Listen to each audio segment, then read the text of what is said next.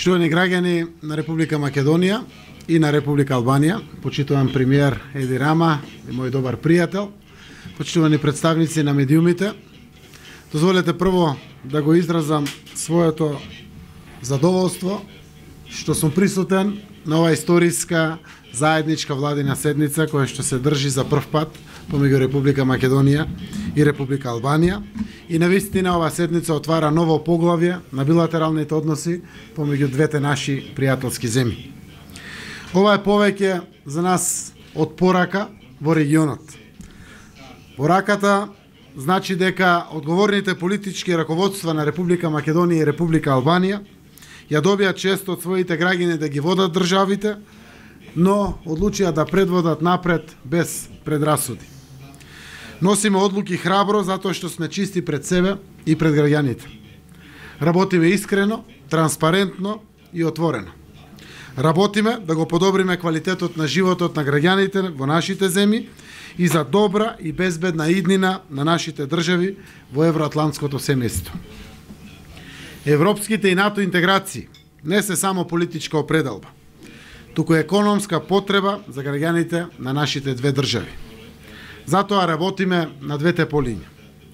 Во поглед на евроатлантските интеграции ги интензивиравме активностите во рамките на Берлинскиот процес околу целите зацртани во Трст и работиме на практично ниво околу создавање регионална економска зона. Со перспективите што ги отвараме за унапредување на меѓусебната поврзаност и инфраструктурата, за олеснување на размената на стоки и услуги, како и за заекнување на соработката во областа на безбедноста, одиме уште еден чекор понапред во процесите кон подобра економска иднина. Денеска беа потпишани многу значајни договори, меморандуми и заокружена уште една соработка во полето на безбедноста, во полето на меѓународната соработка, во полето на културата и образованието и во полето на владината соработка преку заедничката декларација која што имавме задоволство да ја потпишеме двете влади. Разговаравме за зголемени заложби за развој на инфраструктурата во рамките на коридорот 8, за можноста за подобро железничко и енергетско поврзување. Задоволство ќе биде да се спроведе енергетскиот проект кој што прави поврзување од Битола до Елбасан, 400 киловолтниот далновод, кој што навистина ќе значи отворена можност за енергетска соработка помеѓу нашите две земји. Имавме можност да разговараме за идниот проект кој што ќе значи дополнително поврзување на коридорот 8, а тоа е пругата од Кичево до Лин, албанска граница, која што дефинитивно Република Македонија преку железнички пат ја носи на Водрач, ја носи буквално на пристаништето Водрач, кое што и како е значајно за бизнис заедницата и за идната трговија, која што представува дел од нашата желба за зголемувањето на економскиот раст и развој. Со тоа ќе добиеме можност, навистина Водрач, да имаме и свое место, кое што дефинитивно ќе значи и поврзување на Јадранското море со Црното море преку коридорот 8 кој што го градиме. Денеска потврдивме и пред владата на Албанија, заедничко како влада на Македонија, дека постои огромен интерес да продолжи делницата која што се гради од албанска страна на излезот кон Дебар, за да продолжиме и во делокругот на изградбата на ова значајна делница, која што ќе ги унапреди и олесни можностите за пристапност, комуникација и соработка на граѓаните од двете земји, секако од наша страна имајќи во предвид еколошката студија за заштита на Националниот парк Маврово. Република Македонија и Република Албанија ја спроведуваат визијата за просперитетна и заедничка поврзана иднина како регион овде, интегриран во Европската унија и НАТО. Со право очекуваме дека следната 2018 година ќе започнеме преговори за членство со Европската унија. И ние од Република Македонија и нашите пријатели од Република Албанија. Следните неколку чекори ќе бидат клучни за Република Македонија во напредокот кон Европската унија и во поглед на членството и во НАТО. Затоа нагласив со колку голема сериозност сме фокусирани како држава за се што е потребно на наша страна за да добиеме пробив кон овие две стратешки цели на државата. Сакам да искористам приликата да се заблагодарам на владата на Република Албанија што дава огромна поддршка за нашето интегрирање во НАТО алијансата. Важно е што политичкото раководство на Република Албанија го препознава моментот што со шанси за регионален развој со оглед на наклонетоста на земјите членки на Европската Унија за европска интеграција на Западен Балкан и ја поздравувам ваквата поставеност на премиерот Рама и на владата на Република Албанија. Во оваа прва меѓувладина седница овде во Поградец оваа година упатив покана следната заедничка седница на владите на двете држави во 2018 година да биде или во Охрид или во Струга. Се надевам дека во првата половина на 2018 година ќе ја одржиме и оваа седница. Утре ќе имаме посебно задоволство со премиерот Рама да ја посетиме општина Пустец, каде што живее население со македонска националност. Точно е малку по број, но важен мост на соработка помеѓу Република Македонија и Република Албанија.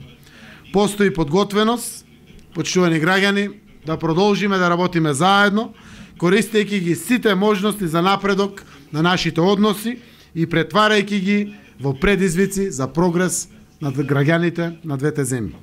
Ви благодарам и уште еднаш со тоа ќе завршам. Почитувани граѓани на Македонија и на Албанија, ова е нашата заедничка иднина. 2018 година се надеваме дека ќе биде среќна и за граѓаните на Македонија и за граѓаните на Албанија. Благодарам. Прашање за премиерот Заев. Господине премиер, вашата влада ја има изразено заложбата за спроведување на Охридскиот рамковен договор. Всушност и то така се очекува да го спроведете што е можно поскоро од страна на македонската администрација на албанскиот јазик. Дали има некој датум или некој определен период, определено време кога ова ќе почне? Прашање од интерес на граѓаните во Република Македонија. Правно-формалниот аспект на заокружување на Охридскиот договор го заокружуваме со законот за унапредување на употреба на јазиците. Законот ја помина првата фаза во собранието. Вчера заврши дебатата на Комисијата за европски прашања, каде што по пат на разгледување на амандманската расправа се заокружи таа фаза. Сега оставаме на председателот на собранието да ја закаже и завршната фаза во парламентот, каде што ќе се дискутира по амандманите и конечно ќе се гласа за законот. Јас на вистина ја користам приликата да ги повикам сите политички партии да го поддржат овој закон, заради тоа што представува еден модерен тренд на едно општество за сите, каде што согласно уставот граѓаните од втората по големина етничка заедница, албанската заедница, но и граѓаните од помалку бројните заедници во Република Македонија ќе добијат реализација преку закон на уставното право за употреба на својот мајчин јазик. Итајќи кон Европа, апсолутно очекувам Македонија со консензус да ги поддржува ваквите европски решенија. Јас се надевам дека законското решение ќе биде донесено некаде до крајот на јануари согласно агендата која што ми ја представи председателот на Собранието на Република Македонија. Би ве прашал околу натреполитички прашања поврзани со Македонија, односно излегувањето на министерот без ресор Самка Ибримовски од владата. Се размислува ли на некое поголемо реконструирање на владиниот кабинет и докаде е изборот на министерот за здравство? Ова влада де фактички почна да работи од 29 октомври, завршувањето на вториот круг на локалните избори. Заради тоа што за време на распишувањето на изборите до завршувањето на изборите беа забранети согласно законот реализацијата на голем дел од аспектите кои што се поврзани за програмското работење на владата. Тоа го кажувам заради тоа што немаме намера да правиме реконструкции или рекомбинации во владата. Важно е да ги пополниме испразнетите места на луѓе кои што станаа градоначалници, но истовремено и на луѓе кои што станаа пратеници во овој период. Јас мислам дека во понеделник ќе можам да ги доставам до Собранието на Република Македонија кандидатите за министер за здравство, кандидатот за министер без ресор за странски инвестиции, кандидатот за министер без ресор за имплементација на стратегијата за ромите и кандидатот за заменик министер за образование. Верувам дека во понеделник ќе бидеме комплетирани правно формално да го доставиме. Верувам и треба да знае јавноста дека сме подготвени и сега, но очекувам навистина да бидат верифицирани прво мандатите на идните следните пратеници, за секако да се обезбеди парламентарното мнозинство, имајќи во предвид дека неколку пратеници се на службено патување. Јас би сакал прво парламентот да ги дознае имињата, а секако со тоа се соопштуваат и за самата јавност, така да користам приликата и сабота и недела уште еднаш да подискутираме за кадровските решенија.